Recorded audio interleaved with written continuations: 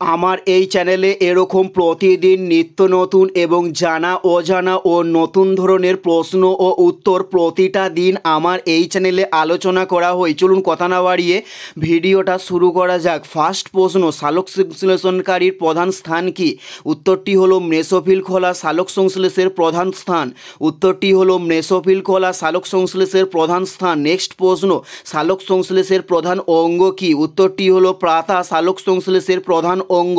উত্তরটি হলো পাতা সালোক সংশ্লেষের প্রধান অঙ্গ। নেক্সট প্রশ্ন, স্বাধীনতাকে বাঁচাতে চাই কার রচনা? উত্তরটি হলো রংলাল বন্দ্যোপাধ্যায়ের রচনা স্বাধীনতাকে বাঁচাতে চাই।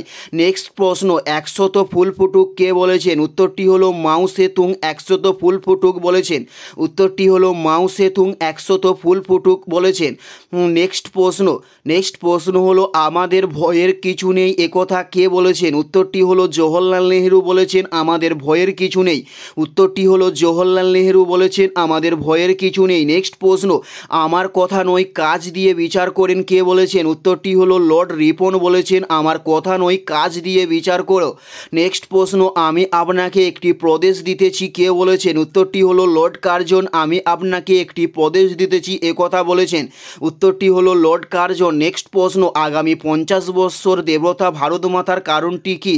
উত্তরটি হলো স্বামী বিবেকানন্দ একথা বলেছেন। উত্তরটি হলো স্বামী বিবেকানন্দ একথা বলেছেন। নেক্সট প্রশ্ন, স্বরাজ আমার জন্মগত অধিকার কে বলেছেন? উত্তরটি হলো বাল গঙ্গাধর তিলক বলেছেন স্বরাজ আমার জন্মগত অধিকার।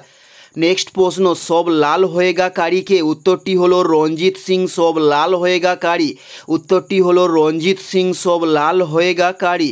এটাই ছিল এই ভিডিওর লাস্ট প্রশ্ন। আর কোন ধরনের শিক্ষণীয় ভিডিও আপনারা প্রত্যেকে দেখতে চান অবশ্যই কমেন্টে লিখে জানাবেন। পুরো ভিডিওটা দেখার জন্য আপনাদের প্রত্যেককে আমাদের ইউটিউবের পক্ষ থেকে রইল অসংখ্য ধন্যবাদ।